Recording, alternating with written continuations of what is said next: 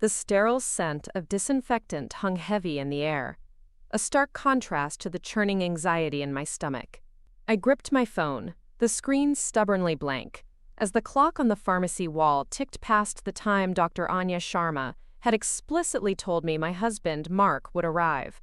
My chemo treatment had ended an hour ago, leaving me drained and nauseous, and the pharmacy, usually a quick stop for my post-treatment medications, felt like a deserted island. "He's just caught in traffic," I whispered, the words sounding hollow even to my own ears. A desperate hope, fading with each passing minute, that Mark hadn't forgotten the one day of the week I truly needed him.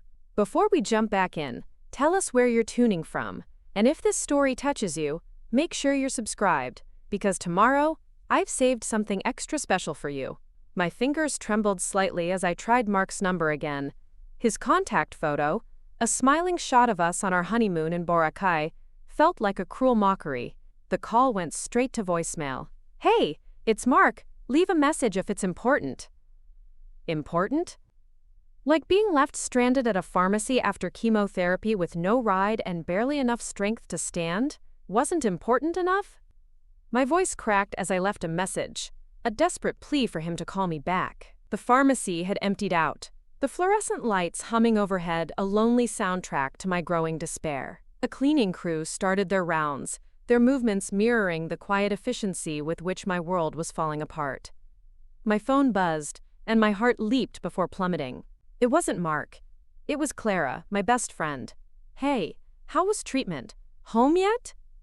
I stared at the message, the full weight of my situation crashing down. I wasn't home. Mark wasn't coming. Something was terribly, irreversibly wrong. With shaking hands, I typed, "Not home." Mark never showed. "Can you pick me up?" Her immediate response flooded my screen. "OMG, on it! What happened?" "I don't know," I replied, because I truly didn't. The fear that had been a dull throb intensified, turning into a sharp, cold ache. This wasn't just Mark running late. This was abandonment. This was a deeper, more chilling reality than I had dared to imagine. As I waited, clinging to the small mercy of Clara's impending arrival, a sick curiosity propelled me to Instagram. Mark hadn't posted in days, unusual for someone who meticulously documented his workouts, his new gadgets, his seemingly perfect life. I checked his tagged photos, and there it was, posted just an hour ago.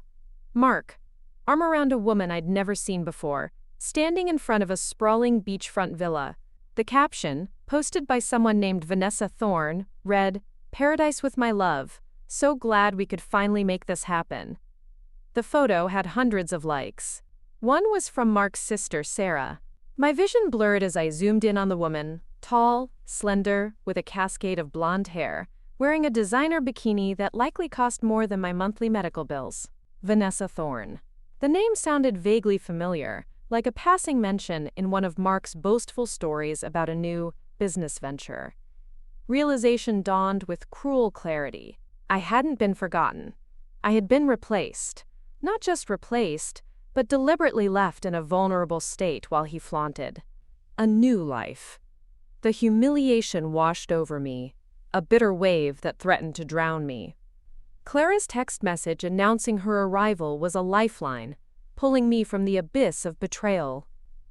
I gathered my things, moving mechanically, my body heavy with both the lingering effects of the chemo and the crushing weight of Mark's deceit. Outside, the humid Manila evening pressed in, thick with the scent of exhaust and the distant rumble of traffic. I slid into Clara's waiting car, my small bag on my lap. "Where to, Cassie?" Clara asked, her eyes meeting mine in the rearview mirror, filled with a mix of concern and simmering anger. "Home, I guess," I replied, my voice a hollow whisper.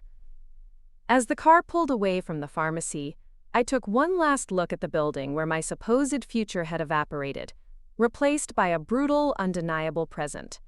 "He's in Palawan with someone else," I choked out, pushing past Clara into our small apartment. "Some woman named Vanessa." Clara's eyes widened. "Vanessa Thorne? The real estate heiress? Her family owns half the luxury developments in Palawan."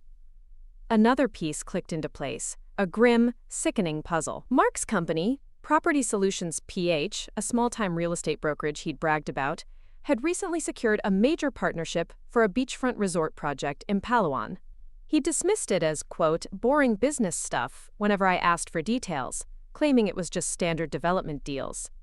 Now I understood why he'd been so evasive. He's been planning this, I whispered, the betrayal crystallizing into a hard, cold knot in my chest. The Palawan trip was real. He just replaced me. Clara sat beside me on our worn sofa, her hand firm on my shoulder. That spineless, opportunistic parasite. I always said he was too good to be true. I leaned into her touch, tears finally spilling. You used to say he was charming. I loved the free dinners at those fancy restaurants. Not him, she corrected, squeezing my shoulder. What are you going to do? It was a simple question, with no simple answer. 3 years of my life, including countless hours I'd spent supporting his fledgling business, had just been erased with a single Instagram post. My own small online graphic design business had suffered while I'd devoted more and more time to Mark's events and networking functions. I'd introduced him to my parents, who were now enduring their own quiet heartbreak over my diagnosis. I had planned to use his business connections in Palawan to potentially expand my own design practice to the resort market. I don't know, I admitted, my voice muffled by tears. I need to get my things from his place, I guess. My medical records are there too, and my laptop with all my business files. And your health insurance card, Clara added, her voice sharp. That's critical, Cassie. This isn't just a bad breakup. He's left you without vital medical information in the middle of your treatment. This is beyond cruel. It's dangerous. I hadn't even considered that angle, the terrifying practicality of it. He has my things. Call the police and tell them what? That my husband ghosted me at the pharmacy? That he's in Palawan with a real estate heiress, using the business trip that was supposed to launch our future? They'll laugh me out of the precinct. Clara reached for her phone. Then call his parents. Robert and Elena, right? They seemed so proper, so concerned about you during your diagnosis. No. The thought made my stomach churn. Robert and Elena Thorne, Mark's parents, had always treated me with the polite, distant interest of people tolerating their son's temporary diversion. They'd never truly believed I was good enough for their ambitious son. It seemed they were right. The humiliation of calling them, of confirming what they'd always suspected, that I wasn't worthy of their precious heir, was too much to bear tonight. Tomorrow, I said firmly, wiping my eyes. I'll deal with it tomorrow. Tomorrow arrived with a brutal sunrise, light streaming through my bedroom window, and a string of notifications on my phone. 5 missed calls and 3 texts from my largest design client, wondering why I hadn't submitted the branding mock-ups that were due yesterday, the ones I'd planned to finalize during the quiet evenings I'd envisioned with Mark in Palawan. Reality crashed back with merciless force. I wasn't just heartbroken, I was professionally compromised. I'd put all my eggs in Mark's basket, and he had deliberately, calculatedly dropped it from a great height. "Morning, warrior," Clara said, appearing in my doorway with a steaming mug of ginger tea. "I called in sick for you." "I'm self-employed," I reminded her, accepting the mug gratefully. "I know. I called your client and told them you had a severe migraine. Got you a 3-day extension." The small kindness nearly broke me again. "Thank you." "Don't thank me yet, there's more." She perched on the edge of my bed, looking uncharacteristically serious. "I did some digging last night. Vanessa Thorne and Mark have been seen together at industry events for months. There's a Society Page article from 2 weeks ago about them." She handed me her phone. The gossip column headline blazed up at me. "Real estate royalty and rising star. Match made in Manila's elite." The photo showed Mark and Vanessa at a gala, his hand resting possessively on her lower back. A quote from sources close to the couple claimed they'd been seeing each other since spring. Spring, when I'd been helping Mark prepare presentations for his father's board. When I'd been cooking him dinner 3 nights a week in his expensive condo. when he'd been telling me he was working late, too busy for our usual weekend plans. "There's more," Clara said gently. "The Thorn Group and Property Solutions PH partnership announcement went out this morning. It's bigger than just one resort. The Thorns are investing heavily in Mark's company. It's a merger of families, not just businesses." I stared at her, processing the implications. So I was what? A placeholder until he sealed the deal with the Thorn Empire? Men like Mark don't think like normal people, Cassie. Clara's assessment was brutally accurate.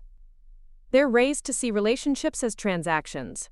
You were smart and presentable, and helped him look good to his family while he was still proving himself. Now he's leveraging up. I'd always known there was a disparity between us, not just financial but cultural. Mark came from old money, private schools, and family connections. I was a scholarship kid who'd worked through college and built my design business from nothing. But I'd foolishly believed our differences complemented each other, that he valued my perspective precisely because it wasn't shaped by privilege. "What am I going to do about my medical records, my laptop, my health card?" I asked, focusing on the practical to avoid drowning in hurt. "I've been thinking about that." Clara's eyes gleamed with the look that usually preceded her more outrageous ideas. "Property Solutions PH offices are in Bonifacio Global City, right? You still have a key to Mark's condo?" "Yes, but..." "No buts. We go to his place, get your stuff, and then we go to the Property Solutions offices. You deserve answers, Cassie. And your freaking health card." "His parents will be there," I protested weakly. "Good. Let them see what their precious son did. Leaving someone stranded without medical supplies or money is beyond cruel. It's potentially life-threatening. What if you didn't have me to help? What if you were in another city?" She was right again. The more I thought about it, my tussed, more my hurt solidified into something harder, sharper. Anger. "Okay," I said, throwing back the covers. "Let's do it." Mark's sleek, minimalist condo in Bonifacio Global City felt different now. The expensive designer furniture that once seemed sophisticated now read as cold, impersonal. I used my key with trepidation, half expecting to find the locks changed, but the door swung open as it always had. "Efficient," Clara commented, surveying the space. "Not a single personal touch." She wasn't wrong. Despite practically living here for months, none of my belongings were visible in the open-concept living area. Even the photos were gallery-selected, black and white cityscapes. Nothing indicating the apartment's occupant had relationships or a life beyond aesthetics. "My stuff is mostly in the guest room closet," I said, leading the way. The guest room. Never our room. Despite how many nights I'd spent here, it was as antiseptically perfect as the rest of the apartment. I opened the closet to find my neatly hung clothes, the small section of space I'd been allotted in Mark's life. "Start packing," Clara instructed, handing me a collapsible duffel bag she'd brought. "I'll check his office for your medical records and laptop." I methodically removed my belongings from their designated area. Each item a reminder of how compartmentalized I'd been in Mark's world. Designer dresses he'd bought me for events. Shoes selected to complement his height. Even my toiletries in the guest bathroom were luxury brands he'd introduced me to, replacing my drugstore staples with products that matched his conception of who I should be. "Cassie," Clara called from the office, "you should see this." I found her standing at Mark's desk, a folder open in her hands. "What is it?" "It's a contract between Property Solutions PH and Designs by Cassie, your company." I took the document, scanning the legal language with growing confusion. This doesn't make sense. I never signed any contract with Property Solutions PH. Look at the signature page. There it was, a reasonable facsimile of my signature on a document I'd never seen before. The contract outlined graphic design and branding services to be provided by Designs by Cassie to Property Solutions PH, specifically for the Palawan Resort project. The compensation was listed as $100,000, payable upon completion of the Thorn Group Palawan integration project. "This is fake," I whispered, my voice barely audible. "I never agreed to this." "Check the date." Clara said grimly.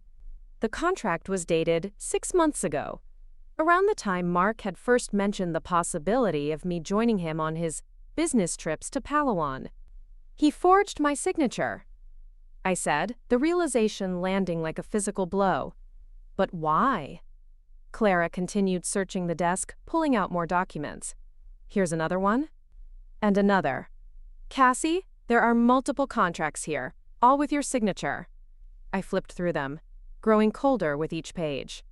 Branding agreements, marketing collateral, digital design strategies, all bearing my company's name and my forged signature, outlining work I'd done informally for Mark over the past year. Work I'd never been paid for because I'd believed I was helping my boyfriend, not providing official services to his family's corporation. This is fraud, Clara stated flatly. He's been using your work, presenting it as officially contracted services. The implications were staggering. Had he been claiming these as business expenses, taking credit for my creative strategies within the company, using my expertise to bolster his position while planning to discard me? There's more, Clara said, opening another drawer. Your health insurance card, your wallet, and your laptop. She handed me the items I'd entrusted to Mark, believing they were safe. The health card felt heavy in my hands, a symbol of how completely I'd surrendered my agency to someone who'd never deserved it. I need to sit down, I said, suddenly lightheaded. Clara guided me to the office chair, continuing her search through Mark's meticulously organized drawers. Cassie, when did you first meet Mark? 3 years ago. At that startup networking event, the one where you presented your pitch for online branding for small businesses. I nodded, remembering how impressed Mark had seemed with my presentation, how he'd approached me afterward with thoughtful questions and an invitation to coffee. Look at this. Clara handed me yet another document, a strategic plan for Property Solutions PH's expansion into luxury resort branding, dated 1 week before that conference. The summary page outlined a search for graphic design and branding expertise, specifically targeting promising young entrepreneurs attending the event. My name was highlighted. He targeted you, Clara said, her voice gentle despite the harshness of the revelation. From the beginning, the room seemed to tilt around me as 3 years of memories recalibrated themselves. Our chance meeting, his persistent interest in my work, the careful way he'd integrated me into his life without ever fully committing, the helpful suggestions that had gradually shifted my client base toward industries connected to real estate development. I was never his girlfriend, I said finally, the truth crystallizing with painful clarity. I was an acquisition, a business asset. One he's been exploiting without proper compensation, Clara confirmed, still sifting through documents. And now that he's secured a more valuable alliance with the Thorns, you're expendable. The words tasted bitter, but naming the reality helped steady me. Not expendable, Clara corrected. Liability. These forged contracts create a paper trail that could become problematic if the Thorn merger involves due diligence. Another piece clicked into place. That's why he took my health card and laptop. He needed to make sure I couldn't interfere while he was in Palawan finalizing the deal. He probably assumed you'd be stranded at the pharmacy for hours, then have to figure out how to get home without your health card or your laptop for your business. But why not just break up with me normally? Why the elaborate abandonment? Clara gave me a look of such pity it almost hurt more than the betrayal. Because men like Mark don't break up. They ghost when something better comes along, then rewrite history to make it seem like you were never significant. She was right. Mark came from a world where inconvenient people were simply removed from the narrative, not confronted directly. I'd seen it in the way his family operated. Problems weren't solved. They were erased. What do we do? I asked, looking at the pile of fraudulent documents. First, we gather evidence, Clara said firmly. Take photos of everything. All the contracts, the strategic documents, anything with your forged signature. I did as instructed, methodically photographing each damning page, while Clara continued searching the office. Found your design files, she announced, holding up a USB drive labeled Designs by Cassie and a backup of his phone. She connected the phone to Mark's computer, navigating through folders until she found his message archives. Here we go, Messages between Mark and someone named Robert. His father. I nodded, moving to look over her shoulder. The exchange was dated 2 weeks ago. Robert, is the Cassie situation handled? Mark, working on it. She's expecting to come to Palawan. Robert, too risky with the Thorns. Their lawyers are thorough. Mark, I'll take care of it. She won't be a problem. Robert, make sure there's no connection between her work and the company. Vanessa's father specifically mentioned not wanting any complications. Mark, already handling the paper trail. By next week, Cassie will be out of the picture completely. The casual cruelty of the exchange, reducing 3 years of my life to a situation to be handled, sent ice through my veins. They were planning this, I whispered. Both of them. The whole family was probably in on it, Clara added, scrolling through more messages.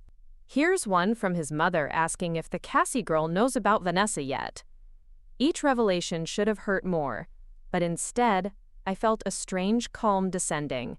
The complete picture was so much worse than I'd imagined that it transcended personal heartbreak.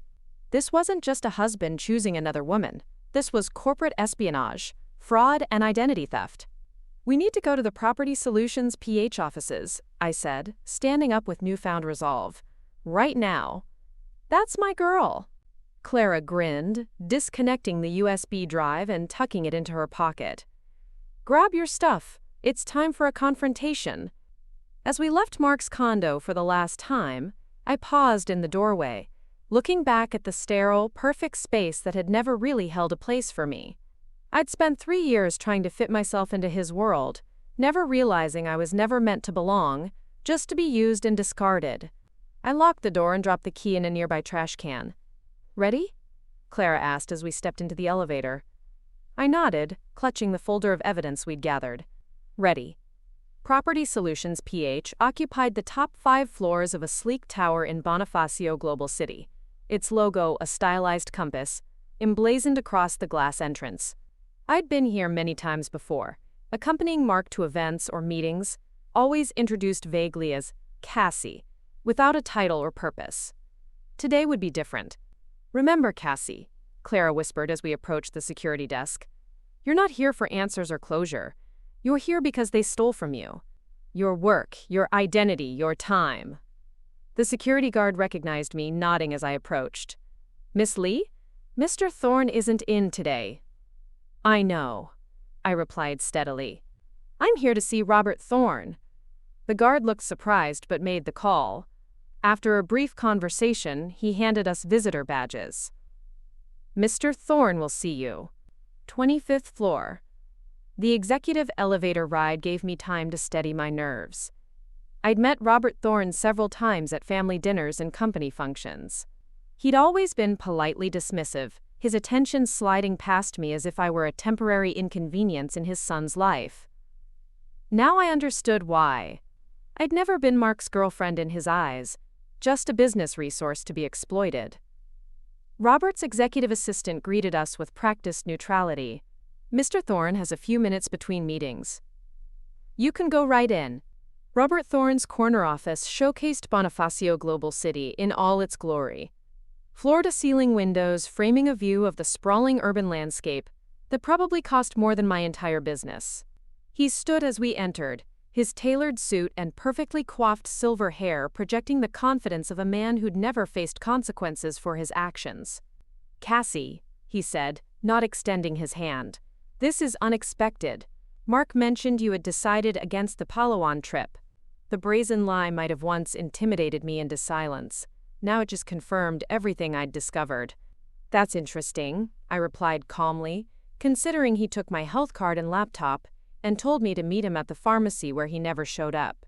Robert's expression didn't change, but something hardened in his eyes. I'm sure there's been a misunderstanding. Mark clearly told us you decided to focus on your little design business instead.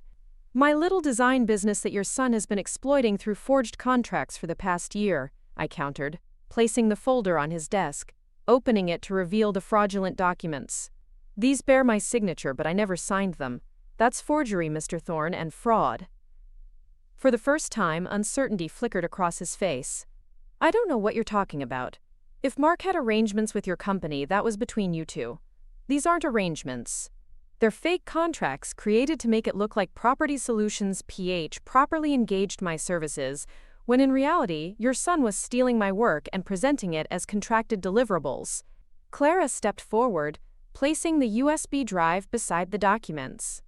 We have copies of everything, including text messages discussing how to erase Cassie's contributions before the Thorn merger. Robert's face flushed with anger. This is ridiculous. You're just upset that Mark has moved on. Moved on? I laughed without humor. He abandoned me at a pharmacy after a chemotherapy session without vital medical identification or my laptop. That's not moving on. That's potentially criminal. I think you should leave, Robert said, reaching for his phone. Before you say something, you'll regret. I'm not the one who should be worried about regrets, I countered, gathering the documents. I'm filing a police report for identity theft and fraud. I'm contacting the Thorn family's legal team to inform them of the irregularities in Property Solutions PH's business practices, and I'm pursuing damages for the work your company used without proper compensation. The threat of involving the Thorns hit home. Robert's finger paused over the phone. You're making a serious mistake, he said, his voice low with warning. You have no idea who you're dealing with. Actually, I replied, I think I finally do. Your son targeted me 3 years ago for my expertise in online branding and digital marketing for luxury properties. He cultivated a relationship to exploit my knowledge without proper business engagement. And when a more advantageous alliance presented itself, he discarded me in the most callous way possible, with your full knowledge and approval. I leaned forward, placing my hands on his expensive desk. The mistake wasn't mine, Mr. Thorn. It was yours, thinking I would quietly disappear. Robert stood, all pretense of civility gone. Get out of my office before I have security remove you. You call them, Clara challenged. We'd love witnesses for this conversation. He glared at us, calculation visible behind his anger. The Thorns had built their empire on careful image management and strategic relationships. A messy public confrontation with security dragging out a woman claiming fraud and identity theft wouldn't serve their interests, especially with the Thorn Group merger in progress. What do you want? He finally asked, the question costing him visible effort. Full compensation for all my work used by Property Solutions PH over the past 3 years, I stated firmly, and a written admission of the fraud, signed by you and Mark. Impossible! Then I walk out of here and call the Thorns directly. I'm sure Vanessa's father would be interested to know what kind of family he's allowing his daughter to marry into. The mention of Vanessa's father, a notoriously protective billionaire with a reputation for ruthlessness in business, hit its mark. Robert's face paled slightly. You're bluffing. Try me, I challenged, holding his gaze. Your son left me without medical identification or access to my own business files after chemotherapy. Do you really think I have anything to lose? Our standoff lasted several tense seconds before Robert reached for a leather portfolio on his desk. He extracted a business card and slid it across the surface to me. Call this number tomorrow. It's our general counsel. Discuss your compensation requirements with him. I took the card without looking at it. And the admission of fraud? Out of the question, he snapped. A reasonable financial settlement with a confidentiality agreement is the best you'll get. I gathered my documents, considering my options. A legal battle with Property Solutions PH would be expensive and draining, potentially taking years. A settlement would provide immediate resources to rebuild my business and my life. I'll speak with your lawyer, I conceded. But this isn't over, Mr. Thorn. Not by a long shot. As Clara and I turned to leave, Robert's voice stopped us at the door. You know, I warned Mark about you from the beginning, he said, his tone almost conversational. I told him you were smarter than you appeared, that you might eventually see through the arrangement. I turned back, meeting his gaze. And what did Mark say to that? Robert's smile was cold. He said you were too in love with him to ever question anything, that your gratitude for being included in his world would keep you blind indefinitely. The casual cruelty of the assessment and the grain of truth it contained struck deep. But instead of pain, I felt something unexpected. Power. Then I suppose we've all learned something today, I replied. Mark underestimated me, and so did you. As we walked out of Property Solutions PH's gleaming tower, the afternoon sun cast long shadows across the busy street. Professionals in expensive suits hurried past, all part of the Manila machine that had nearly consumed me. What now? Clara asked as we hailed a taxi. I looked down at Robert Thorne's business card, then deliberately tore it into tiny pieces, letting them scatter in the humid summer breeze. Now, I said, we build a better plan than just a settlement. Little did I know that better plan would lead me back to Property Solutions PH under very different circumstances. Not as Mark's discarded partner, but as something far more powerful. The real game was just beginning. Preparing and narrating this story took us a lot of time, so if you are enjoying it, subscribe to our channel. It means a lot to us. Now back to the story. The next morning arrived with a clarity I hadn't felt in years. I stood at my tiny Quezon City apartment window, watching the city wake as I sipped coffee from a chipped mug. One I'd bought myself, not a designer piece selected to meet Mark's aesthetic standards. You look different, Clara observed, joining me with her own coffee. I feel different, I admitted. Like I've been sleepwalking for 3 years and finally woke up. My phone lay silent on the counter. I'd blocked Mark's number after discovering dozens of missed calls and messages that had started arriving around midnight, Palawan time, roughly when Robert would have contacted his son about our confrontation. What's the plan? Clara asked, settling onto our second-hand couch. I joined her, my laptop balanced on my knees. First, we document everything. The forged contracts, the stolen work, the messages we found. Everything goes into a secure file. Already started, Clara confirmed, opening her own computer. I've set up an encrypted cloud folder. I also took screenshots of Vanessa's Instagram post before they can delete it. We worked in comfortable silence, organizing the evidence we'd gathered. The more we cataloged, the clearer the picture became. Mark's pursuit of me had been calculated from the beginning, a business strategy disguised as romance. My phone buzzed with an unfamiliar number. I hesitated before answering. Cassie Lee speaking. Ms. Lee, this is Attorney Ramirez, General Counsel for Property Solutions, PH. The voice was smooth, practiced in the art of diffusing legal landmines. I understand you had a conversation with Robert Thorne yesterday. That's correct. I'd like to meet with you to discuss a resolution that would be satisfactory to all parties. I caught Clara's eye, mouthing lawyer, as she gave me a thumbs up. I'm listening. We're prepared to offer you 5 million pesos in compensation for any consulting work you may have provided to Property Solutions PH, contingent upon a full confidentiality agreement. The figure, more money than I'd seen in my account at one time, was clearly meant to overwhelm me into quick acceptance. 3 days ago it might have worked. That's insufficient, I replied, surprising myself with my steadiness. My market analyses and branding strategies have shaped Property Solutions PH's entire expansion into luxury resorts. The Thorne Group merger alone is valued at over 10 billion pesos, largely based on projected growth I identified. A pause. I see you've done your homework. I always do, Attorney Ramirez. That's why Mark sought me out in the first place. Another pause, longer this time. What figure did you have in mind? 40 million pesos, I stated. The number chosen specifically to be high enough to show seriousness, but not so outrageous as to end negotiations. Plus a letter acknowledging my contributions to Property Solutions PH's strategic planning, signed by Robert Thorne. That's out of the question, Ramirez replied immediately. The financial demand is excessive, and the acknowledgement letter would never be approved. Then I guess we'll let the courts decide the value of 3 years of stolen intellectual property, I countered, along with identity theft, fraud, and what would you call deliberately stranding someone without medical identification or financial means after chemotherapy. False imprisonment? You're making serious allegations, Ms. Lee. I have serious evidence, Attorney Ramirez. The stalemate hung between us for several seconds before he spoke again. I can go to 10 million pesos with standard confidentiality provisions.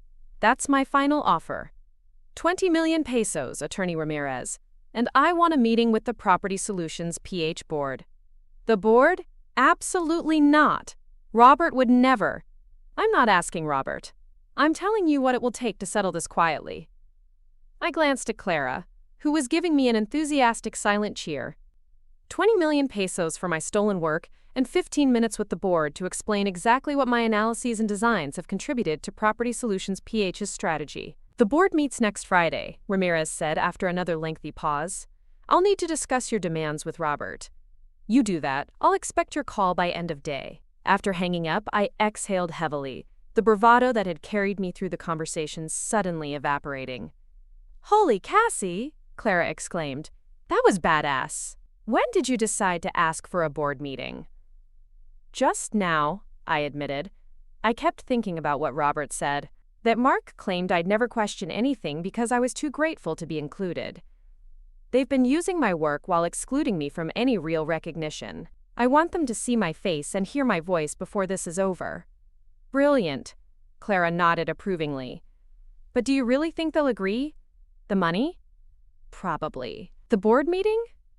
Doubtful. I closed my laptop. But now they know I won't be easily silenced with cash. My phone buzzed with an email notification, not from Property Solutions PH or Ramirez, but from a name I hadn't thought about in years. Dr. Victor Chua. Who's that? Clara asked, noting my surprised expression. My old professor from business school, I explained, opening the message. The one who mentored me before I started designs by Cassie. I haven't heard from him in at least 2 years. The email was brief but intriguing. Cassie, I've heard some concerning things about your situation with Property Solutions PH. If you're free, I'd like to meet for coffee tomorrow at 10 a.m. at Intramuros. I may have information that could help you. Regards, Victor. I showed Clara the message, frowning. How would he know about Property Solutions PH? Academia is more connected to corporate networks than people realize, Clara suggested. Maybe he has contacts who mentioned the situation.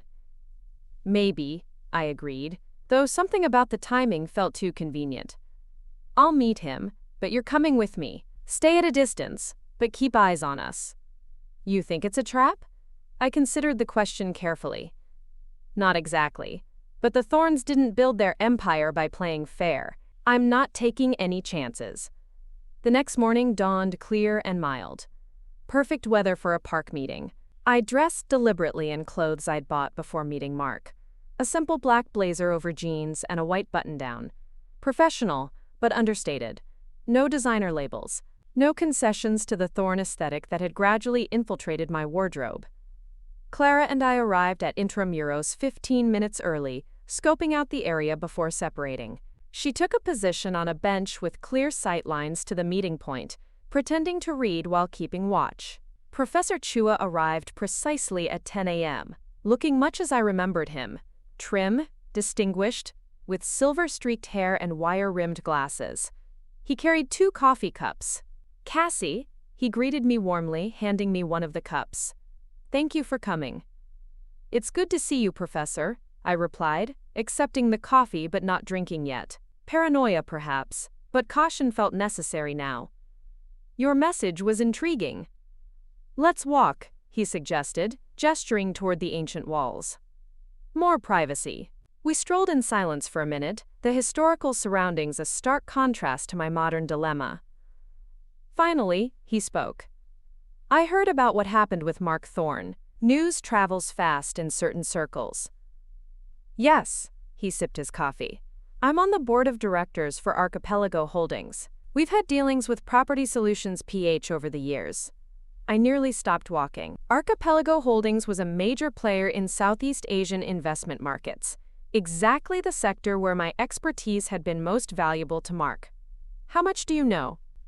I asked carefully. I know that Property Solutions PH has been using sophisticated market analyses and branding concepts for their luxury resort expansion that bear striking similarities to the approach you developed in my advanced seminar.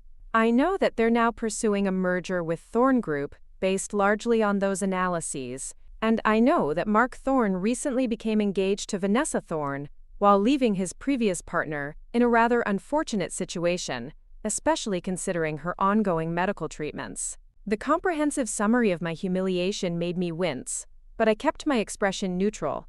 That covers the highlights. What you may not know, Professor Chua continued, is that Robert Thorne has a history of these tactics. Your situation isn't the first time Property Solutions PH has appropriated expertise without proper attribution or compensation. This was new information. Go on. 8 years ago, they hired a brilliant architect named Leo Lim. Leo developed an innovative modular resort design system that transformed Property Solutions PH's construction capabilities. When he asked for proper recognition and compensation, they fired him, claimed his work was done under standard employment terms, and buried him in legal threats until he gave up. What happened to him? He now teaches vocational design at a community college in Cebu. Professor Chua's expression was grim. His career in corporate architecture never recovered. We reached a more secluded section of the path, and Chua lowered his voice. There was also Isabella Reyes, a hospitality management strategist who developed Property Solutions PH's entire customer experience framework 5 years ago. When she pushed for the promotion she'd been promised, Robert claimed her work was substandard. They let her go with minimal severance and a whisper campaign that made her unemployable in the industry. My stomach tightened as the pattern became clear. They identify talent, exploit it, then discard and discredit the person when they're no longer useful. Precisely, Chua nodded. It's their standard operating procedure. They've been doing it for decades, mostly targeting young professionals with exceptional skills but limited connections or resources to fight back. Why are you telling me this? I asked, though I was beginning to suspect the answer. Chua stopped walking, turning to face me directly. Because unlike Leo and Isabella and all the others, you have leverage. The Thorne Group merger is the biggest deal in Property Solutions PH's history. Any complication or negative publicity could derail it completely. I'm already negotiating a settlement, I admitted. Their lawyer called yesterday. Let me guess. They offered you enough money to seem generous, but far less than your work is actually worth, along with a strict confidentiality agreement? Something like that. Don't take it, Chua said firmly. At least, not yet. He reached into his jacket pocket and withdrew a business card, handing it to me. The embossed text read, Addie. Sofia de la Cruz, Solstice Holdings Group. Sofia de la Cruz, I read aloud. Related to Robert?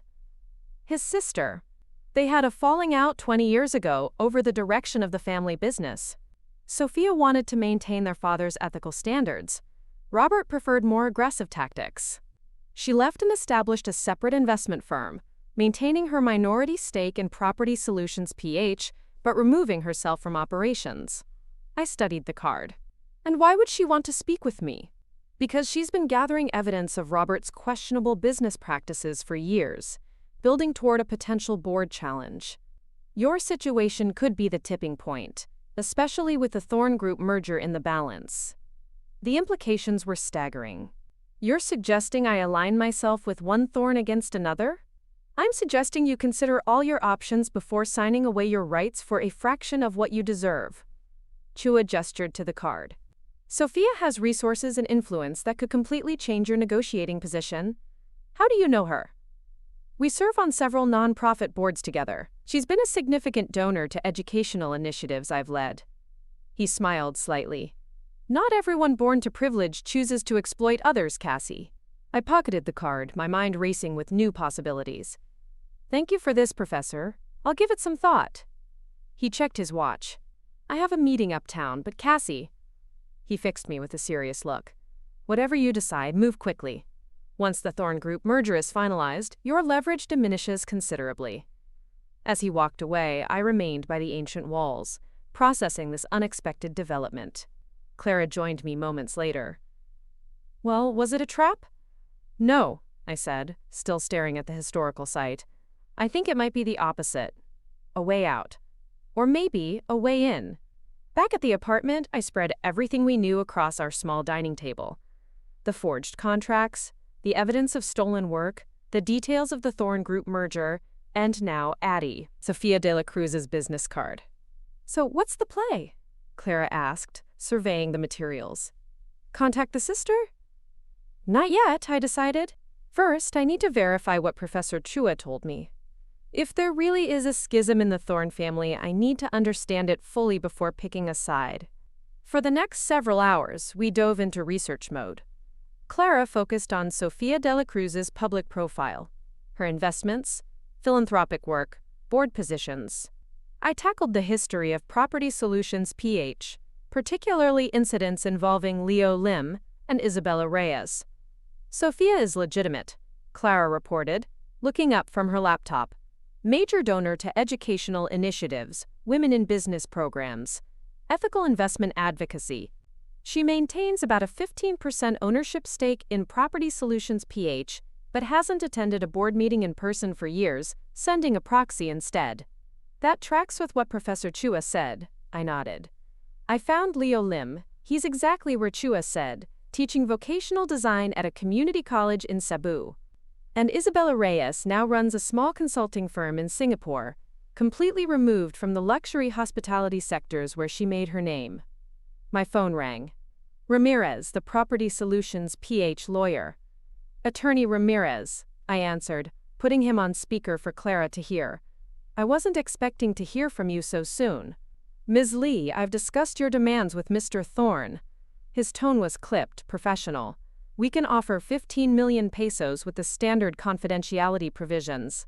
The board meeting is not possible. Then our negotiation has reached an impasse, I replied calmly. I'm not interested in being silenced without recognition of my contributions. Ms. Lee, be reasonable. 15 million pesos is more than fair for informal consulting work.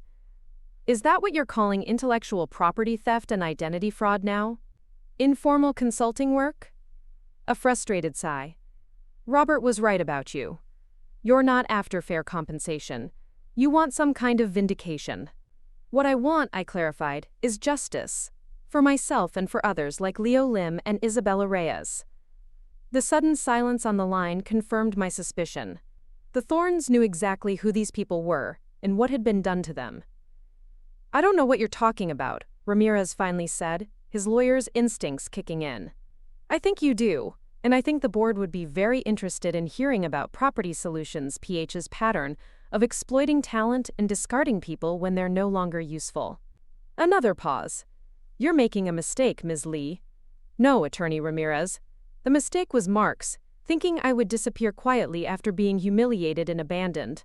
I'll convey your response to Robert, he said stiffly. But be warned, his patience has limits. So does mine, I replied before ending the call.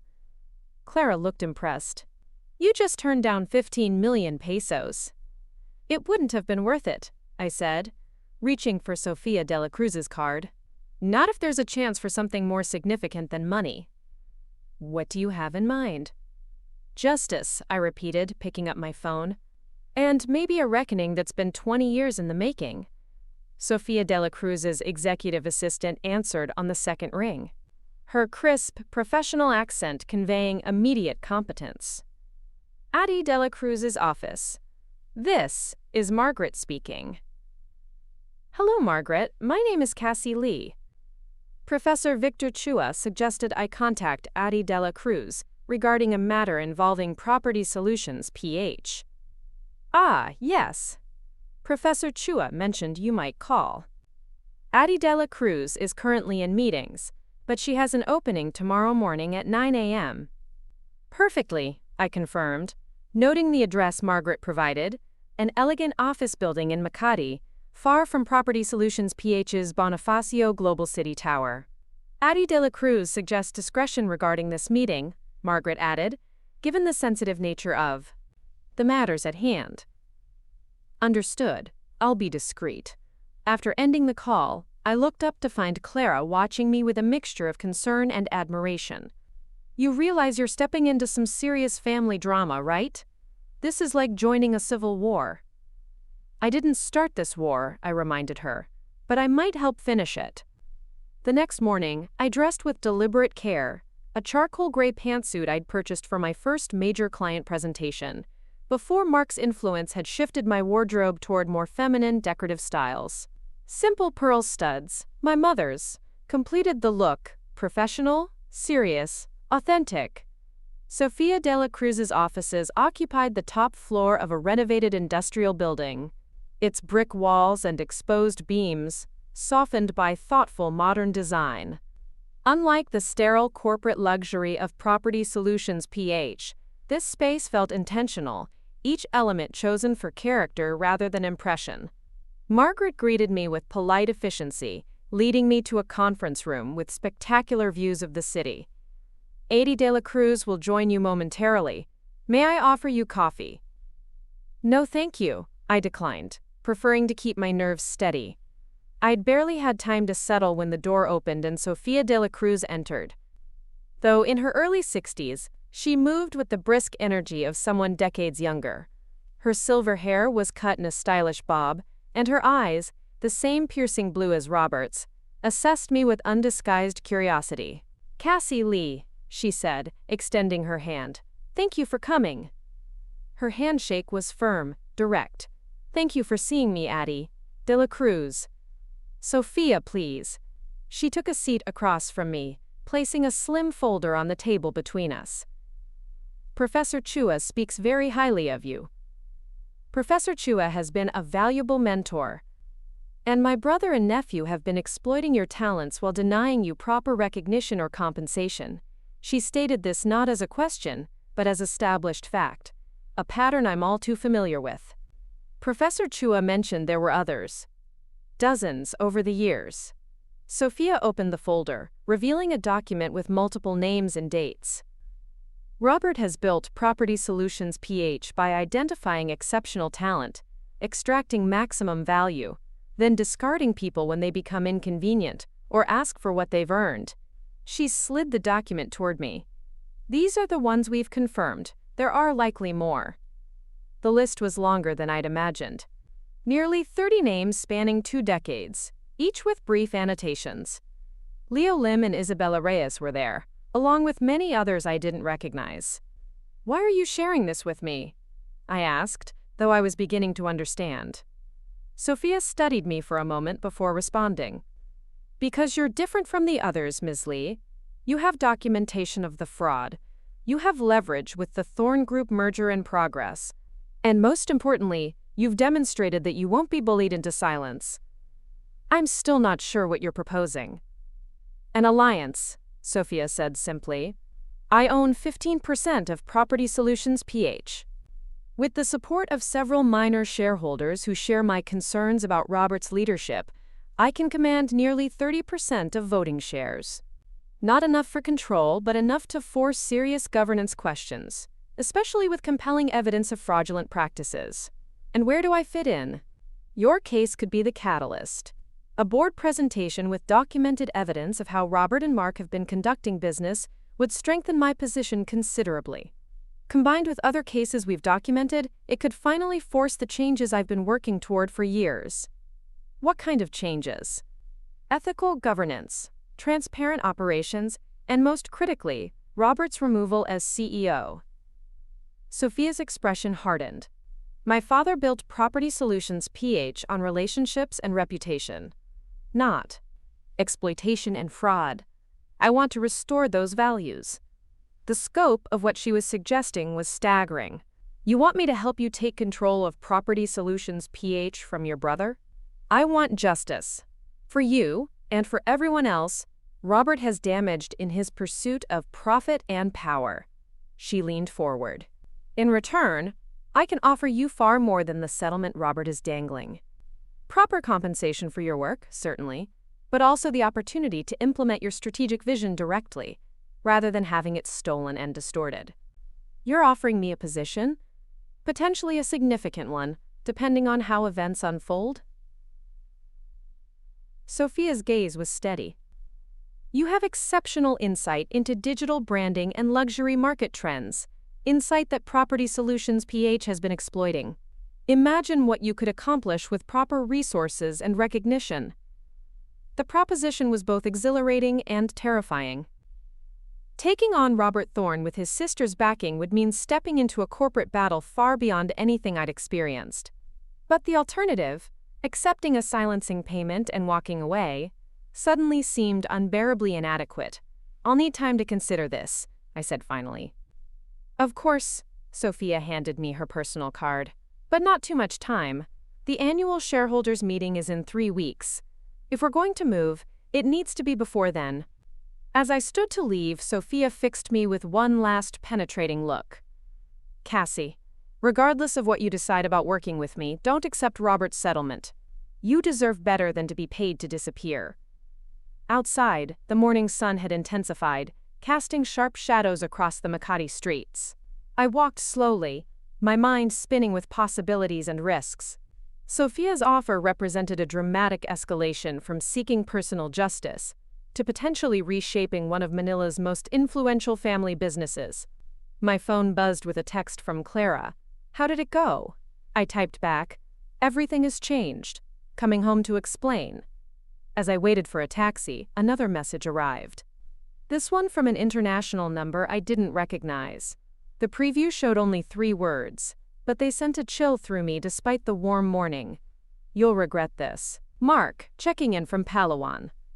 The game was escalating, and now everyone knew it. We need to be strategic about this, Clara insisted, pacing our small living room. Sofia de la Cruz isn't offering you an alliance out of the goodness of her heart. She's been waiting for the right opportunity to move against her brother for years. I nodded, examining the threatening text from Mark for the 20th time. I know. I'm a convenient weapon in a family war, but that doesn't mean you shouldn't do it, Clara added, surprising me. Just that you need to protect yourself. Make sure you get everything in writing. After explaining Sophia's proposal, we'd spent hours dissecting the potential risks and rewards. The opportunity was extraordinary, not just compensation, but the chance to implement my strategic vision with real resources. Yet the danger was equally significant. The Thorns hadn't built their empire by playing fair. I need to talk to some of these other people, I decided, looking at the list Sophia had provided. Leo Lim, Isabella Reyes. I want to hear their stories directly. Good idea, Clara agreed. But let's not forget about Mark's threat. We should take precautions. Another text had arrived while we were talking, this one more explicit. Back off now or we'll destroy everything you've built. They're already monitoring my communications, I realized. They must have someone watching Sophia's office. They knew I met with her. Time to get burner phones, Clara declared, always ready for cloak and dagger operations. And maybe I should stay with my sister for a few days. Make it harder for them to track both of us. I hated the idea of separating, but she was right. Okay, but we establish regular check-in times. And you take copies of all our evidence, just in case. The next morning I called Leo Lim from my new burner phone, explaining briefly who I was and why I wanted to meet. His initial weariness dissolved when I mentioned Sofia de la Cruz. I can give you an hour after school lets out, he said. Cebu Design Vocational School, 3:30 p.m. The flight to Cebu gave me time to organize my thoughts. If Leo confirmed Sophia's account of how Property Solutions PH had treated him, it would strengthen my resolve to align with her against Robert. If not, if Sophia was manipulating me for her own purposes, I needed to know before committing. Cebu Design Vocational School was a sprawling, modern building surrounded by training workshops and parking lots. I found Leo Lim in his classroom, a space brightened with architectural blueprints and student projects. In his early 40s, he had the focused energy of someone who had found his purpose, if not his original dream. Ms. Lee, he greeted me, clearing papers from a student desk so I could sit. You've caught the Thorns' attention, I hear. Unfortunately, I confirmed, taking the offered seat. Sofia de la Cruz suggested I speak with you about your experience with the company. Leo leaned against his desk, arms crossed. What exactly do you want to know? Everything. What happened? How they treated you? Whether you fought back? And if Sophia's version matches reality? He studied me for a moment, then nodded. Fair enough. He moved to close the classroom door before continuing. I worked for Property Solutions PH from 2015 to 2017. I was hired to optimize their resort design and construction process, a system that at the time was costing them millions in inefficiencies. What went wrong? Success, ironically. Leo smiled without humor. I developed a proprietary modular design algorithm that reduced their construction costs by 32%, while increasing development speed by 28%. It revolutionized their entire operation in the region. And they didn't compensate you properly? The opposite, actually. At first, Robert Thorne was so impressed, he gave me a substantial bonus and promised me a promotion to Senior Vice President of Operations once the system was fully implemented. This didn't match Sophia's version. So what changed? Robert's son joined the company. Leo's expression darkened. Mark had just finished his MBA and needed a division to run. Robert decided operations would be perfect for him, despite his complete lack of technical knowledge. The position you'd been promised. Exactly. But I wasn't immediately concerned. I assumed I'd simply report to Mark while maintaining control of the systems I'd developed. He shook his head at his past naivete. Then Mark started taking credit for my work in board presentations. My name disappeared from reports. My access to certain systems was gradually restricted. They were erasing you, I said softly, recognizing the pattern. Systematically. When I finally confronted Robert, he claimed there had been a misunderstanding about the promotion. He offered a modest raise instead, with the suggestion that I should be grateful to work under his son's visionary leadership. What did you do? I threatened to leave. That's when things got ugly. Leo moved to the window, looking out at students crossing the campus. Robert reminded me that my employment contract included broad intellectual property provisions. Any systems I developed belonged to Property Solutions PH. If I left, I couldn't use my own algorithms anywhere else. They'd sue me into oblivion. But surely other companies would still value your expertise? That's what I thought, Leo agreed. Until the Whisper campaign started. Suddenly my former contacts in the industry were unreachable. Recruiters stopped calling. I finally learned through a friend that Robert was telling people I'd exaggerated my contributions, that Mark was the real genius behind the system, and I was just a disgruntled employee trying to claim credit. The parallels to my situation were chilling. How did Sophia get involved? She reached out about a year after I left Property Solutions PH. Said she'd heard what happened and was gathering evidence of her brother's unethical practices. She helped me get this teaching position. It was the only work I could find after Robert blacklisted me. Do you regret not fighting harder? I asked carefully. Leo turned from the window, his expression resolute. Every day. Not just for myself, but because I let them do it to others after me. If someone had exposed Robert's tactics sooner, maybe people like you wouldn't have been targeted. His words settled heavily in the quiet classroom. What would you do if you were me? Fight, he said without hesitation. With Sophia's backing, you have a chance I never did. And unlike me, you have documented evidence of their fraud. I thanked Leo for his time, promising to keep him informed of developments. As I left the school, his parting words echoed in my mind. They destroy people because they can, because no one has been strong enough to stop them. On the train back to Manila, I made another call, this time to Isabella Reyes in Singapore. Our conversation was briefer but equally illuminating. Her story mirrored Leo's in its broad strokes: exceptional work, broken promises, systematic erasure, and finally, professional exile. She'd been forced to leave the country to rebuild her career. Sophia helped me too, Isabella confirmed. She's been gathering evidence against Robert for years. Your case could be the tipping point she's been waiting for. Why hasn't she moved against him before now? Timing and evidence, Isabella explained. The Thorne Group merger makes Property Solutions PH vulnerable in ways it hasn't been before. And your documentation of their fraud is stronger than anything she's had previously. By the time I returned to Manila, my decision was made. I texted Clara from my burner phone, meeting Sophia tomorrow to accept her offer. Time to fight back. Sophia's office looked different in the afternoon light, warmer, the brick walls glowing amber as sunset approached. She greeted me with characteristic directness. You've made your decision. I have, I confirmed, taking the seat she offered. I've spoken with Leo Lim and Isabella Reyes. Their stories align with yours. And I'm in, but I need certain guarantees. Sophia nodded approvingly. I expected nothing less. What are your terms? I slid a document across the table, the framework of an agreement I'd drafted on the flight back from Cebu. First, proper compensation for my work, 40 million pesos, regardless of the outcome of our action against Robert. Sophia glanced at the figure without reaction. Acceptable. Next, a formal position within Property Solutions PH if we succeed. Executive Vice President of Strategic Development for Luxury Properties, with board observer status for the first year, transitioning to full board membership thereafter.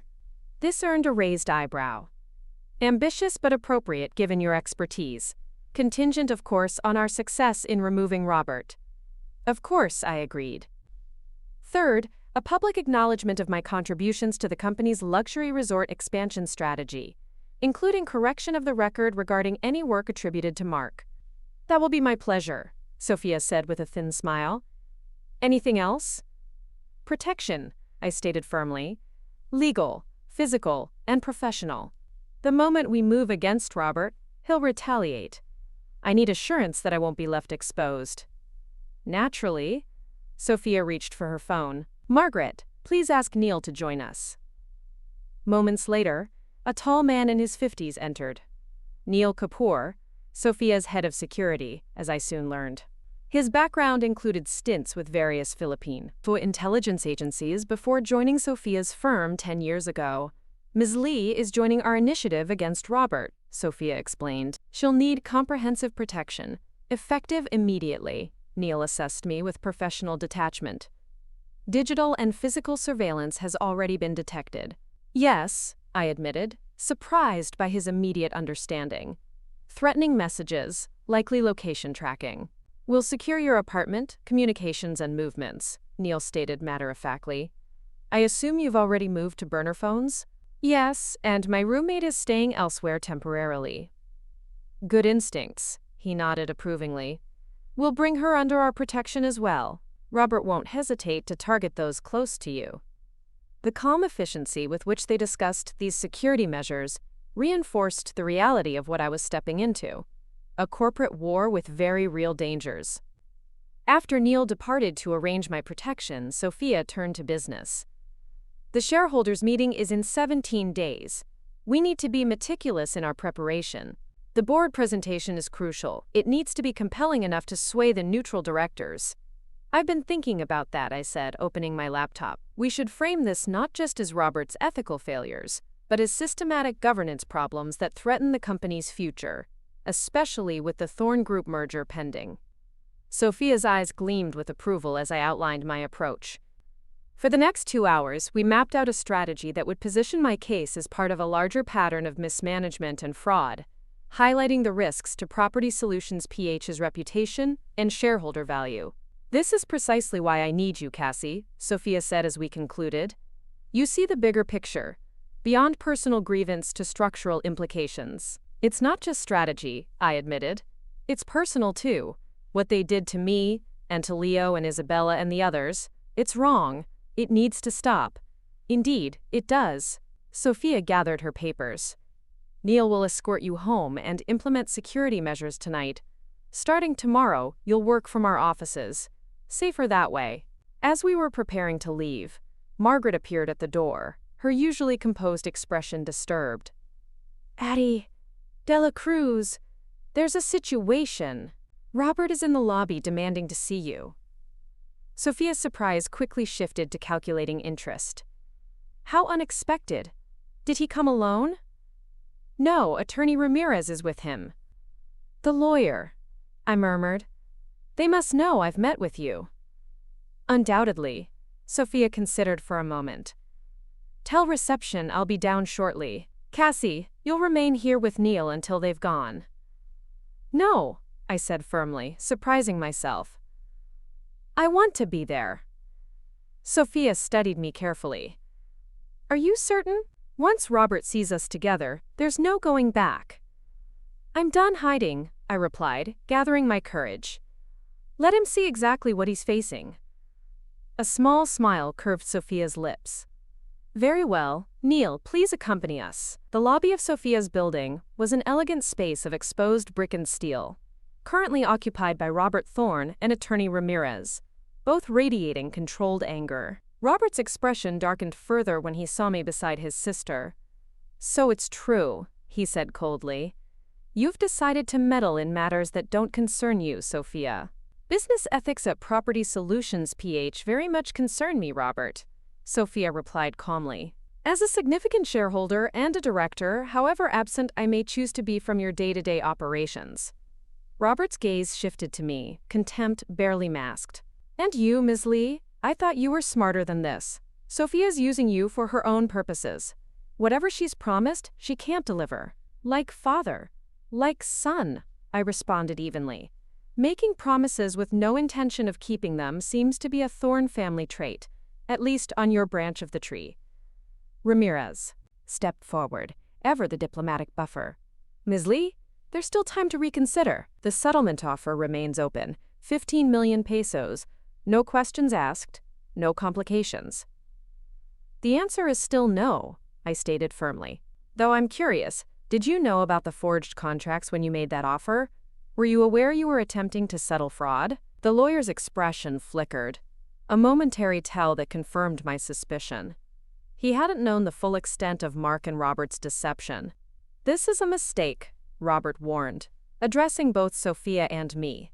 "One you'll both regret. The board won't be swayed by these manipulations." "We'll see," Sophia replied. "Though I wonder what Mr. David Thorne would think about how Property Solutions PH secures its market analyses. His due diligence team is quite thorough, I understand." The mention of Vanessa's father and the implied threat to the merger hit its mark. Robert's face flushed with barely contained fury. "Stay out of the Thorne deal, Sophia. You have no idea what you're interfering with." "On the contrary, brother, I know exactly what's at stake for all of us." Sophia's tone remained unruffled. "Now if you'll excuse us, Cassie and I have preparations to make." She turned to leave, gesturing for me to follow. I moved to comply, but Robert's voice stopped me. "Ms. Lee." His tone had shifted, suddenly conciliatory. "Whatever grievance you have is with Mark, not the company. Let me make this right. Name your price. A real one this time." The transparent attempt to drive a wedge between Sophia and me was almost amusing. "This isn't about money, Mr. Thorne. It's about accountability." "Everyone has a price," he insisted. "Even my sister, though she hides behind moral outrage." "That's where you've always been wrong, Robert," Sophia interjected. "Some things truly aren't for sale. Integrity, for instance." With Neil positioning himself protectively beside us, we left Robert and Ramirez standing in the lobby. As the elevator doors closed, I caught a final glimpse of Robert's expression, no longer angry, but calculating, planning his next move. "That went well," Sophia observed as we ascended. "Really? It seemed like a declaration of war." "Oh, the war was declared long ago," she corrected. "This was simply his recognition that the battlefield has shifted. You handled yourself admirably, by the way." Back in her office, Sophia wasted no time adjusting our strategy. "Robert will accelerate his plans now. We need to move faster as well." "What do you think he'll do?" I asked. "Try to neutralize you first," she said matter-of-factly.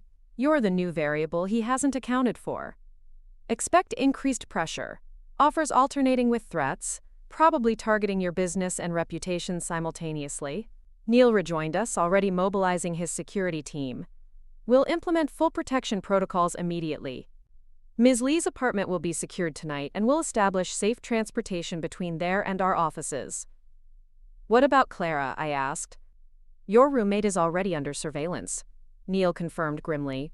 "Robert's people have been watching her since yesterday. We'll bring her in tonight. Safer to have her here than at her sister's apartment." The rapid escalation was dizzying. 24 hours ago, I'd been weighing Sophia's offer. Now I was under security protection in a corporate power struggle that was intensifying by the minute. "I should warn you," Sophia said, noting my expression.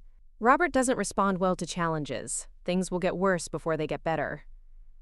"I'm counting on it," I replied, surprising myself with my resolve. "The worse he behaves, the stronger our case becomes." Sophia's approving nod was interrupted by Margaret's entrance. her expression grave. Addie de la Cruz. Ms. Lee's business website has just been taken offline, and there are concerning posts appearing on industry forums about designs by Cassie. Neil immediately pulled up the sites on his tablet, showing me what they'd found. Anonymous posts questioning my professional ethics, suggesting I'd fabricated client results, even implying I'd attempted to extort Property Solutions PH after a failed relationship with an executive. Character assassination, Sophia observed calmly, exactly as expected. The speed and viciousness of the attack was shocking, even though we'd anticipated retaliation. Seeing my professional reputation, built over years of diligent work, being systematically dismantled in real time was momentarily overwhelming. "This is just the beginning," Neil warned. "They'll escalate to financial attacks next, pressuring your clients, possibly freezing your business accounts on false pretenses." "Can we stop it?" I asked, working to keep my voice steady. "Not entirely," Sophia admitted, "but we can counter it. Neil's team includes digital specialists who will track the sources of these attacks. Margaret is alerting our media contacts about potential defamation. And most importantly," she fixed me with an intent gaze, "we use this as further evidence of Robert's tactics." "Document everything," Neil instructed, handing me a secure tablet. "Every attack becomes ammunition for our case." My phone buzzed with multiple notifications, clients messaging about the concerning posts they'd seen, asking for explanations. Even with preparation, the reality of being targeted was disorienting. "Focus, Cassie," Sophia said firmly. "This is why they're doing this, to destabilize you, to make you defensive. Don't let them." She was right. I took a deep breath, centering myself. "We need to contact my clients directly, get ahead of this, and I want to record a statement addressing these allegations for when we go public." Sophia nodded approvingly. "Excellent. Proactive, not reactive. Margaret will help coordinate client communications." For the next several hours, we worked intensively to counter Robert's initial attacks. I drafted messages to my clients, explaining the situation in measured terms, positioning the attacks as retaliation for my stance against corporate fraud. Sophia's media team prepared background briefings for key business journalists, laying groundwork for our eventual public move. By 9 that evening, we'd established our initial defensive perimeter. My most important clients had been personally contacted. The most egregious online attacks had been flagged for removal. Neil's team had identified the digital fingerprints linking the defamatory posts to IP addresses associated with Property Solutions PH. "You should rest," Sophia advised as our workday finally wound down. "Neil will escort you home and ensure your apartment is secure. Your friend Clara is already en route to meet you there. She'll be under our protection from now on." "Thank you," I said, suddenly aware of my exhaustion, "for all of this." "Don't thank me yet," Sophia cautioned. "Today was just the opening salvo. Robert has far more destructive weapons at his disposal, and he won't hesitate to use them." "I'm ready," I insisted, though uncertainty flickered beneath my determination. Sophia's penetrating gaze seemed to perceive my hidden doubts. "No, you're not. Not completely, but you will be." She gathered her things, preparing to leave. "Tomorrow we move to Phase 2, reaching out to sympathetic board members and preparing your formal testimony. Get some sleep. You'll need your strength." Neil drove me home in an unmarked SUV, maintaining vigilant awareness of our surroundings. My apartment building looked different when we arrived, 2 discreet security personnel already positioned in the lobby, nodding respectfully to Neil as we entered. "We've swept your apartment," Neil explained as we ascended in the elevator. "Clean of surveillance devices for now. We've also installed our own security measures, motion sensors, camera monitoring of all approaches, panic buttons in main rooms." The transformation of my modest Quezon City apartment into a secure facility was another surreal development in a day full of them. Inside, I found Clara waiting with one of Neil's team members, her expression a mixture of worry and excitement. "Your sister's place got interesting," she explained, hugging me tightly. 2 men in a black sedan watching the building. Neil's people spotted them right away. After Neil completed his security briefing and departed, Leaving 2 team members on rotation outside our door, Clara and I collapsed onto our couch, the events of the day finally catching up to us. "So," she said, breaking the silence. "Corporate warfare. Not exactly what we planned when you started dating Mark." The absurd understatement broke through my tension, and I found myself laughing. The first genuine laughter in days. "Not exactly, no." "Are you scared?" she asked, her levity giving way to genuine concern. I considered the question honestly. "Yes, but also determined. Maybe even exhilarated." I turned to face her. "Is that strange? That part of me is actually excited by all this?" "Not strange at all," Clara assured me. "They've underestimated you from the beginning. Now you get to show them exactly who you are." As if summoned by her words, my phone chimed with a new message. This one from Sofia de la Cruz. "Board meeting scheduled for tomorrow afternoon. Robert moving to formally approve Thorn Group merger ahead of schedule. Our timeline has accelerated. Be ready to move at 9 a.m. The corporate chess match was intensifying. Robert was trying to secure the merger before we could disrupt it. Sofia was mobilizing to prevent him, and I was the unexpected piece on the board that had changed the entire game. "What happens now?" Clara asked, reading the message over my shoulder. I set the phone down, a new clarity settling over me. "Now, we go to war." Morning arrived with military precision. Neil's security team rotated shifts outside my door at exactly 6 a.m., and my secure phone chimed with a message from Sofia at 6:05. "Car arriving 8:30. Bring overnight bag. The board meeting has been moved up to 10 a.m. They're accelerating." "They're accelerating," I told Clara as we hurriedly prepared. "Robert must be worried about what we've compiled." "Good," Clara replied, helping me pack essentials. "Fear makes people careless." By 7:30, we'd received another update. Robert had locked down Property Solutions PH's headquarters, implementing special security protocols that would prevent Sofia from entering without prior authorization. "Not unexpected," Sofia noted calmly when we arrived at her office. "We'll proceed with Plan B." The sleek conference room had transformed overnight into a war room. Digital screens displayed Property Solutions PH's organizational charts, board member profiles, and real-time news feeds. A team of lawyers and financial analysts moved with focused efficiency, preparing documents and briefings. "Cassie, this is Addie.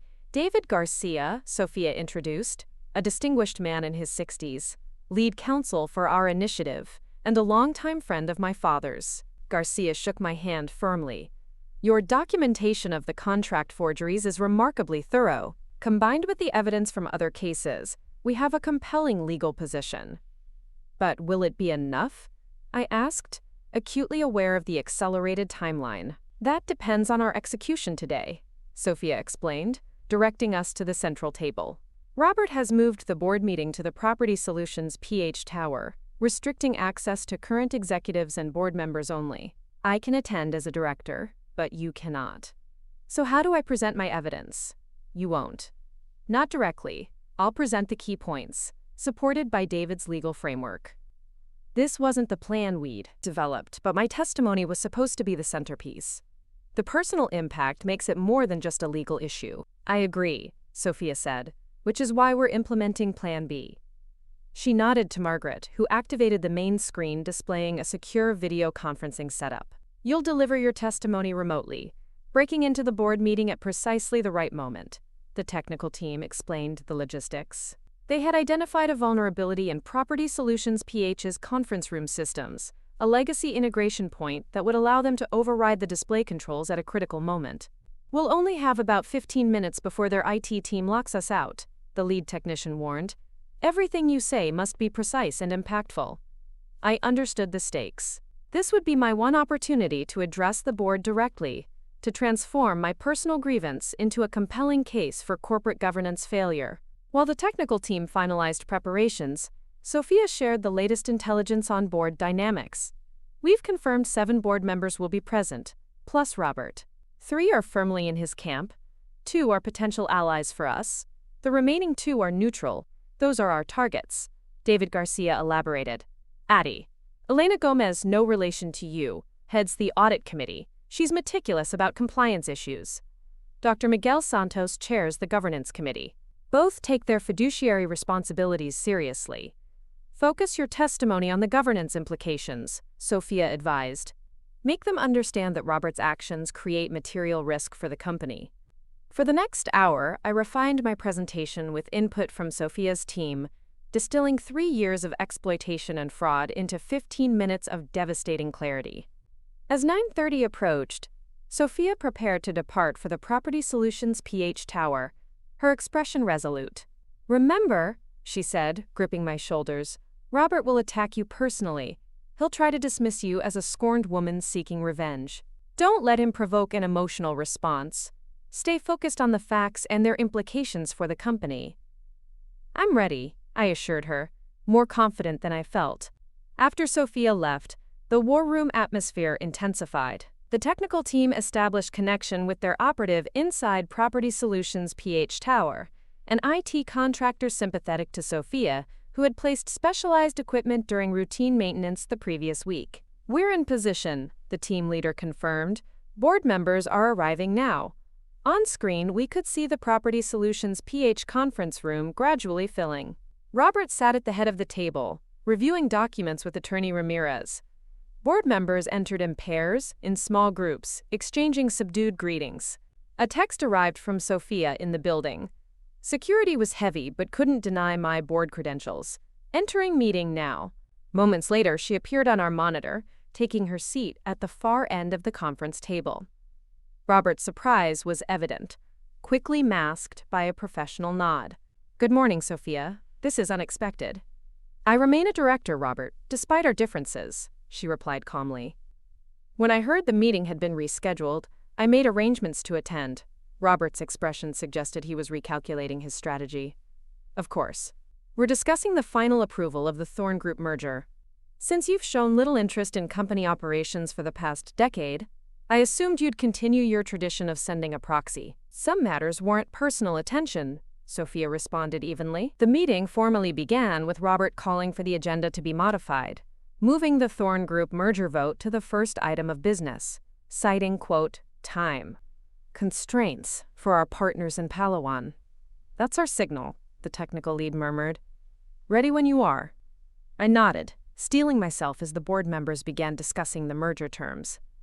Robert was summarizing the final arrangements when Sophia raised a hand. "Before we vote, I believe there are significant governance concerns the board should be aware of, issues that directly impact the Thorn transaction." Robert cut her off smoothly. "Any concerns can be addressed after the vote, Sophia. The Thorns are expecting our confirmation within the hour." "That's precisely the problem," Sophia countered. "This unusual haste suggests an attempt to circumvent proper due diligence." As Robert began to respond, our technical team activated their override. The large display behind Robert suddenly shifted from the merger presentation to our secure feed, with my face filling the screen. The board members' surprise was visible, even through our remote connection. Robert stood abruptly, turning to face the display with barely contained fury. "What is the meaning of this?" he demanded as IT staff rushed into the room. "Directors of Property Solutions PH," I began, my voice steadier than I expected. "My name is Cassie Lee. For the past 3 years, I've been providing strategic analysis and branding design that has shaped this company's luxury resort expansion. Work that has been deliberately misattributed and fraudulently documented by Mark Thorn, with his father's knowledge and approval." Robert stabbed at the conference room controls. "This is an unauthorized breach. Security, shut this down immediately." The technical staff worked frantically at the system, but our team's override held firm. "Board members," I continued, "I have documentation proving that Mark Thorn forged my signature on multiple consulting contracts, presenting my work as officially engaged services when in fact it was obtained through systematic deception." I proceeded to outline the evidence, sharing key documents on screen as I spoke. The board members' reactions varied. Robert's allies looked stonily ahead, while the independent directors leaned forward with growing concern. "These forgeries create significant legal exposure for Property Solutions PH," I explained. "But more importantly, they represent a pattern of governance failure that extends beyond my case." With methodical precision, I connected my experience to those of Leo Lim and Isabella Reyes, demonstrating the systematic exploitation of talent, followed by professional destruction when individuals became inconvenient. The Thorn Group merger stands upon market analyses and design concepts I developed, analyses fraudulently represented as contracted work product, when they were in fact obtained through deception and subsequently stolen. Addie. Elena Gomez, the audit committee chair, spoke up.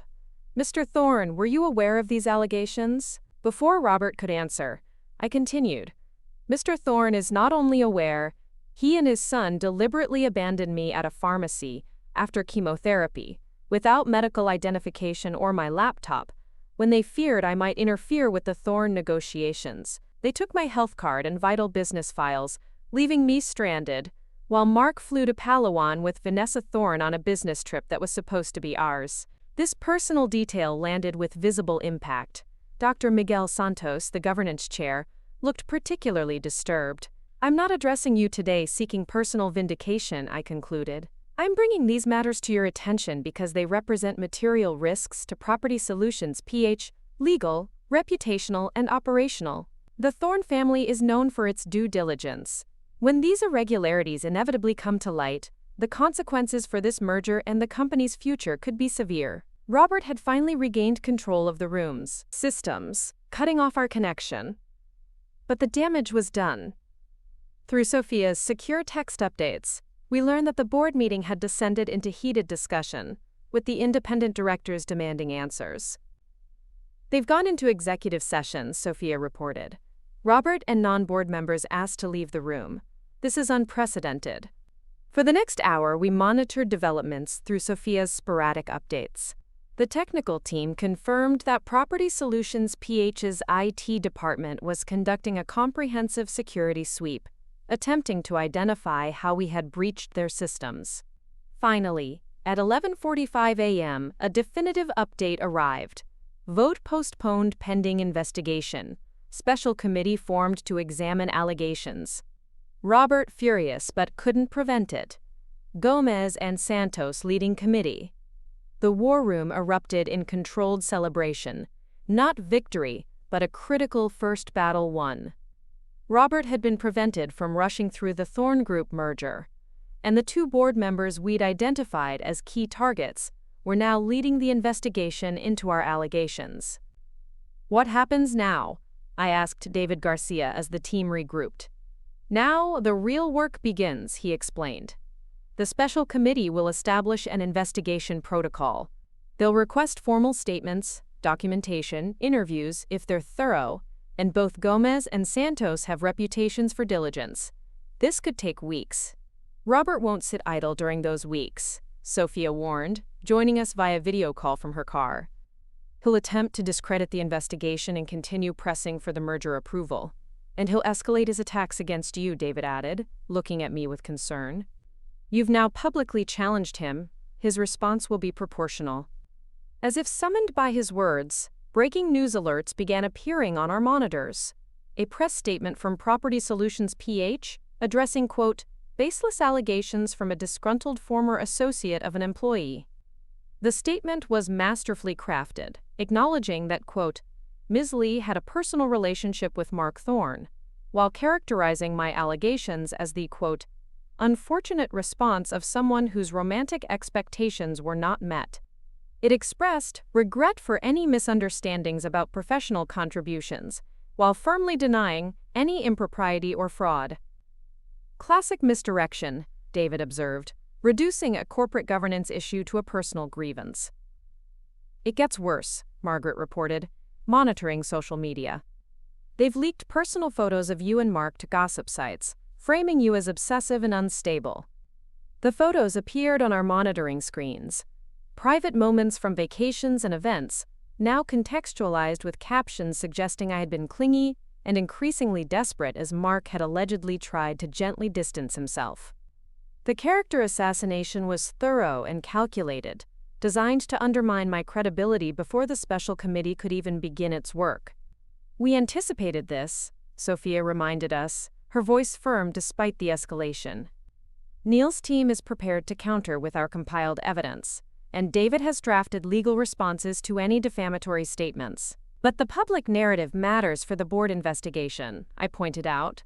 struggling to maintain professional detachment as my private life was being weaponized against me. If they succeed in painting me as a scorned woman out for revenge, then we ensure the evidence speaks louder than their narrative, Sophia interrupted. Elena Gomez doesn't care about relationship drama, she cares about forged contracts and financial misrepresentations. Miguel Santos doesn't care about leaked photos. He cares about governance failures and ethical breaches. Sophia was right, of course. But the visceral experience of seeing my personal life distorted and exposed was still disorienting. This wasn't just corporate warfare, it was calculated destruction of my privacy and reputation. We need to prepare for your formal testimony to the special committee, David advised, refocusing the discussion.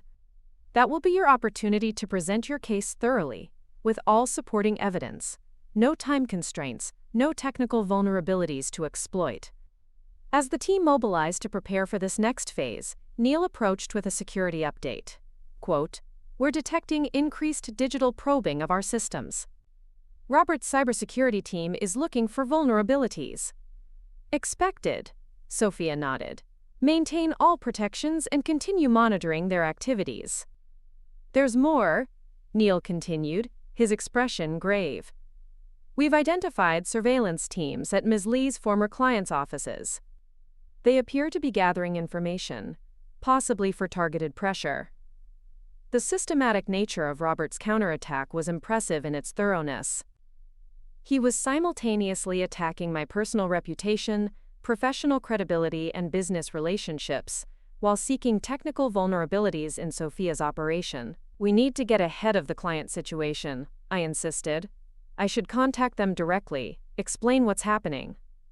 Already in progress, Margaret confirmed. We've drafted communications for your review, positioning this as a corporate governance dispute in which your clients have no involvement or risk.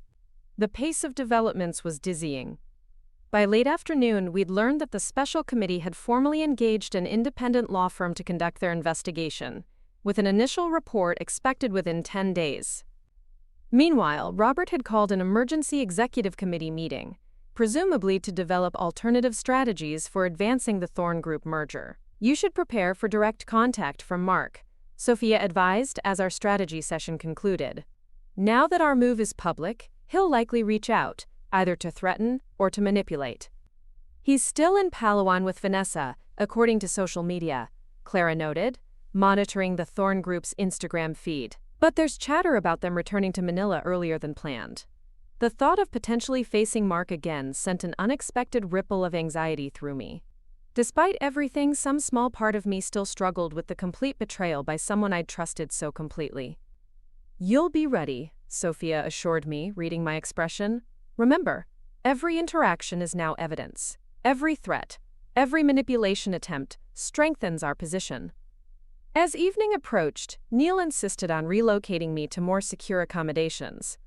Your apartment remains vulnerable despite our countermeasures. We've prepared a suite at Sophia's building with enhanced security. Clara would join me there, along with my essential belongings. The rest of my things would remain under guard at my apartment, a strange limbo that reflected my current existence, caught between my former life and whatever would emerge from this corporate war. Before leaving Sophia's office, I reviewed the formal statement I would submit to the special committee, 23 pages of detailed documentation, outlining every instance of fraud, misrepresentation, and exploitation. The document represented not just my case against the Thorns, but a comprehensive indictment of their business practices spanning years. This is excellent work, David approved, adding final legal annotations. Factual, specific, well-documented, exactly what Gomez and Santos will respond to. As we finished, my secure phone chimed with an unexpected notification. An email from Vanessa Thorn herself, timestamped from Palawan. Ms. Lee, I've become aware of your allegations against the Thorn family. While I understand you may feel hurt by the end of your relationship with Mark, dragging business matters into personal disputes reflects poorly on all involved. I'd like to offer you the opportunity to resolve this situation gracefully. My family's foundation has several initiatives supporting women entrepreneurs in developing markets, We could arrange a consulting role that would leverage your expertise while providing appropriate distance from Property Solutions PH. Consider this a chance to preserve your professional reputation, rather than allowing it to be defined by what might appear to be retaliatory actions. Vanessa Thorne, Sophia observed, reading over my shoulder. The Thornes are concerned enough to intervene directly. Should I respond? I asked. Absolutely not, David interjected. Any response could be used against you. We'll add this to our evidence file. It demonstrates their awareness of potential issues while attempting to resolve them through inappropriate channels. Neil hurried us toward departure as security updates indicated increased activity around Sophia's building. Time to move. We have cars waiting at the secure exit. As we prepared to leave, Sophia pulled me aside for a final word. The next few days will be challenging, Cassie. Robert will escalate further. The attacks will become more personal, more vicious. But remember, every attack strengthens our case. Not just that, she corrected. Every attack confirms you're a threat they take seriously. They wouldn't expend these resources against someone they didn't fear. The realization was oddly empowering. 3 days ago, I had been the discarded partner, the humiliated victim. Now I was an adversary. Robert Thorne considered dangerous enough to warrant full-spectrum corporate warfare. I won't let you down, I promised. I know you won't, Sophia replied with surprising warmth. Now get some rest. Tomorrow, we begin preparing for the special committee testimony. That's where this battle will ultimately be won or lost. The secure apartment was a stark contrast to my Quezon City home, a sleek, impersonal space designed for function rather than comfort. But as Clara and I settled in, surrounded by Neil's security protocols and Sophia's resources, I felt something unexpected: strength. You know what's weird? Clara mused as we unpacked our hastily gathered belongings. A week ago, you were heartbroken about Mark. Now you're taking on one of Manila's most powerful families. And you seem, I don't know, more yourself than I've seen in years. Her observation resonated with my own internal sense. The humiliation and betrayal remained painful, but they'd been subsumed by something larger, a clarity of purpose, a reclamation of agency. I think I lost parts of myself during those 3 years, I admitted. Accommodating Mark's world, adapting to Thorne expectations. This is like waking up. A pretty intense wake-up call, Clara noted. But necessary, I replied, finding truth in the words as I spoke them. I needed to see what they really are, what that world really is, to break free of it completely. My secure phone chimed with a notification, an update from Sophia's team monitoring Property Solutions PH's activities. Robert had called a late-night meeting with his executive team. The subject line in the calendar invitation read simply, Cassie Lee Situation Containment Strategies. Containment, I repeated, showing Clara the message. That's what I am to them now, a situation to be contained. Better than being someone to be exploited, she pointed out. She was right, of course. Being viewed as a threat represented a fundamental shift in the power dynamic. The Thornes had spent 3 years underestimating me, seeing only what they wanted to see, a useful resource, a convenient companion, ultimately disposable when no longer needed. Now they were scrambling to contain damage I could inflict. The balance had shifted. As we prepared for sleep, in our secure temporary home, another notification arrived. This one, a brief message from Sophia. David Thorne has requested a confidential meeting tomorrow.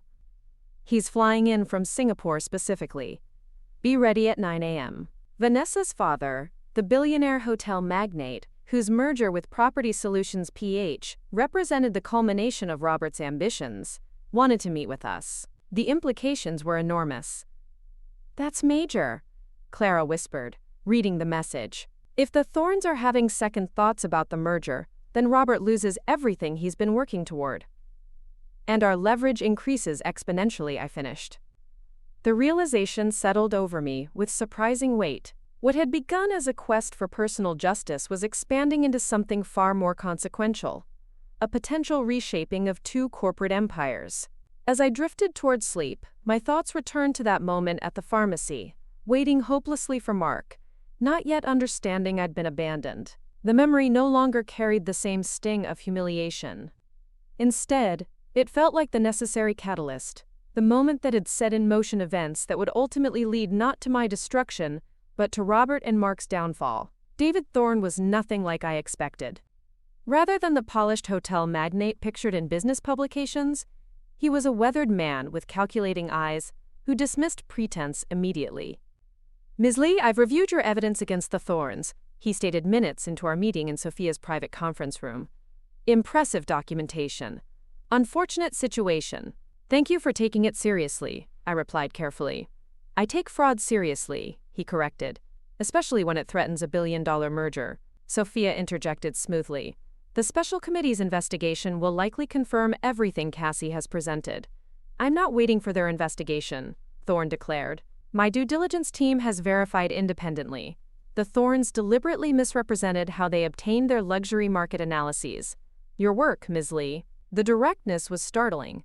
"So you're canceling the merger?" "No." His response was immediate.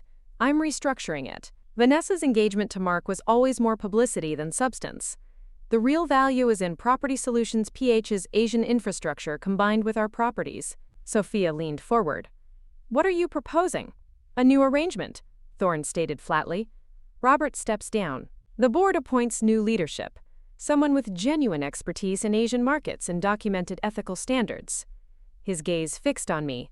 "Someone like Ms. Lee." The room fell silent as his words registered. I found my voice first. "You want me to run Property Solutions PH?" "I want someone competent and trustworthy running the company I'm investing in," he corrected. "Your analyses were brilliant. Your documentation of the Thornes' fraud was methodical. You've demonstrated exactly the qualities needed." "The board would never approve," Sophia said, though her tone suggested she was already calculating possibilities. "They will when the alternative is a withdrawn merger and potential SEC investigation," Thorne countered. "I've already spoken with Gomez and Santos. They're amenable, given the evidence." What followed was the most extraordinary negotiation of my life. Within hours, terms were drafted. Thorne Group would proceed with the merger only if Robert resigned, and the board appointed me as interim CEO, with Sophia returning as chairperson. The special committee would continue its investigation, but with a focus on appropriate compensation for all affected parties rather than punitive measures. Robert's reaction was predictably volcanic. When presented with the ultimatum by the board, he threatened lawsuits, exposed secrets, even physical intimidation. But facing united pressure from the board, major shareholders, and the Thorne Group, his options evaporated. 48 hours later, he signed the resignation agreement, effectively ending his reign at Property Solutions PH. Mark, returning hastily from Palawan, found himself similarly cornered. His engagement to Vanessa quietly dissolved, his position at the company eliminated in the restructuring. According to Sophia's sources, he retreated to the Thorne family estate in Batangas, his corporate future as shattered as the life he'd constructed through deception.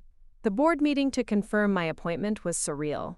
Sitting in the same conference room where I'd testified remotely days earlier, I watched as directors who had initially dismissed my allegations now voted unanimously to make me the youngest CEO in Property Solutions PH's history. "Congratulations, Cassie," Sophia whispered as the vote concluded.